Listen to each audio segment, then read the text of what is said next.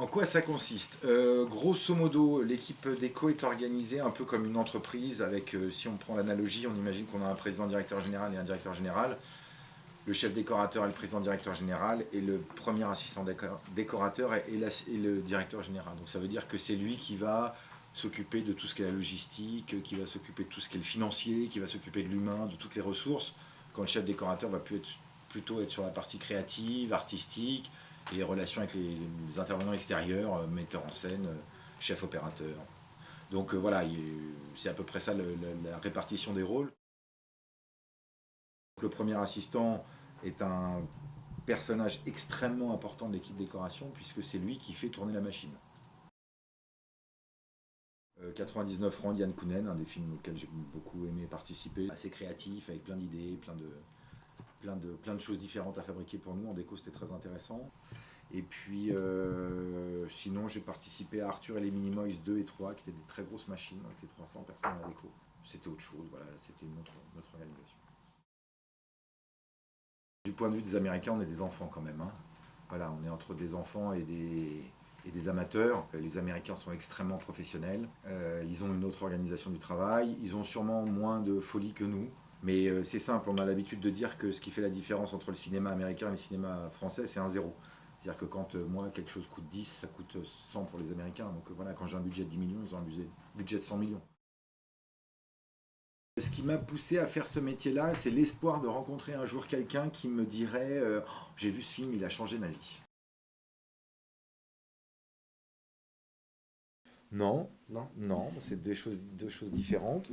Mes plus beaux souvenirs viennent du cinéma parce que c'est là que j'ai débuté et que j'ai eu des rencontres extraordinaires. J'ai eu la chance de rencontrer Michael Haneke, de travailler avec lui et de l'entendre me donner des conseils. Et c'est des conseils que je suis encore aujourd'hui. Il y a une humanité, il y a une émotion dans le cinéma qu'on n'a pas dans la publicité. Mes plus beaux souvenirs artistiques sont très certainement dans la pub.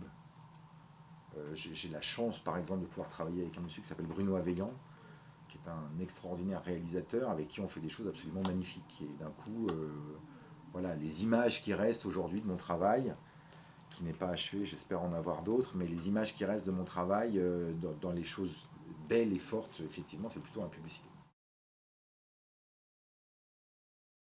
Aujourd'hui, mes journées, elles se passent la plupart du temps en réunion avec des clients et avec des productions et à enchaîner des réunions, des rendez-vous et à essayer de passer un peu de temps à l'atelier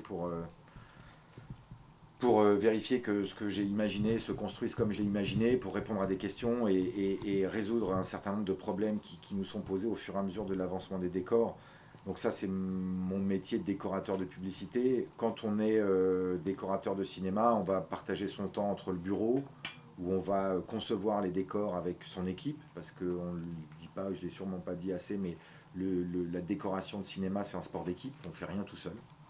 On peut raconter ce qu'on veut, il n'y a pas un grand chef décorateur qui fait quoi que ce soit tout seul, il faut une équipe et il faut une bonne équipe. Donc on passe la moitié de son temps à concevoir des décors et l'autre moitié à suivre leur fabrication. Le tournage arrive, donc on livre les décors, toujours un moment assez émouvant parce que c'est la cristallisation de semaines et de semaines de travail et on voit assez vite dans l'œil du réalisateur et des comédiens si ils sont éblouis ou s'ils sont déçus. Et évidemment, l'émotion que ça suscite n'est pas tout à fait la même. Et après, on nous dépossède du décor. Moi, une fois que mon décor il est livré, il appartient au chef opérateur, au réalisateur, au comédien. Alors Arthur et les Minimoys, c'était un pari très particulier parce que c'est un mélange des deux. On a le mélange des deux mondes. On a de l'animation, c'est même un mélange très complexe puisque on a de l'animation en 3D dans des décors réels. Donc toutes les scènes ont été quasiment, enfin une grosse partie des scènes ont été filmées dans les décors réels. On travaillait à deux échelles, on travaillait à l'échelle humaine qui était notre échelle et on travaillait ensuite à l'échelle réduite dans laquelle les gens de la post-prod et de tous les effets spéciaux allaient intégrer Arthur dans le monde réduit. Donc c'est des tournages qui sont extrêmement techniques. Wong Kar-wai et Christopher Nolan, si j'avais le choix.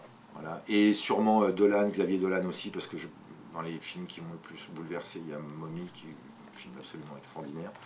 Et puis voilà, quand même plutôt avec des anglo-saxons.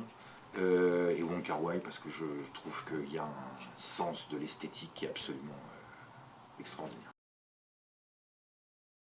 On a travaillé pour une marque qui s'appelle Inangelo et qui démarre son activité. On a travaillé sur la décoration d'une boîte de nuit qui s'appelle les Nuits Fauves. On fait beaucoup de choses très différentes. J'ai eu la chance et le bonheur de travailler sur une très grosse soirée pour L'Oréal Paris pendant la Fashion Week. Donc des projets s'enchaînent, s'alimentent les uns les autres. Quand Dolan il décide de faire Mommy avec un format carré, et qui décide d'avoir ce format-là, on a un point de vue.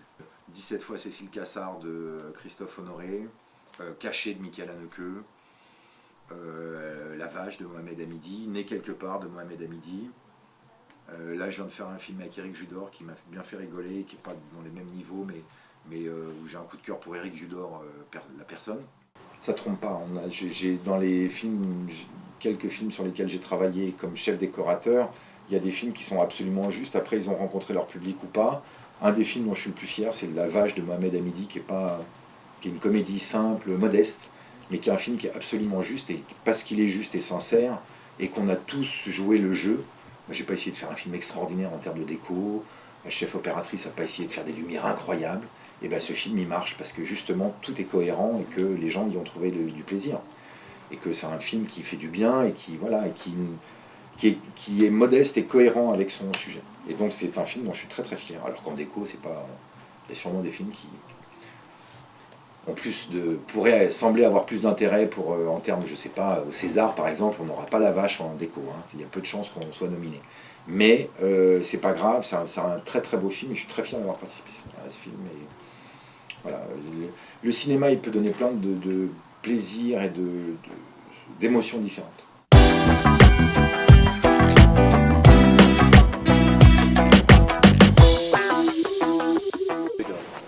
Ouais, non, je rigole. T'avais l'air un peu paniqué là, non? Il sert à faire des blagues en Il peut pas s'empêcher de daver, c'est une maladie quoi.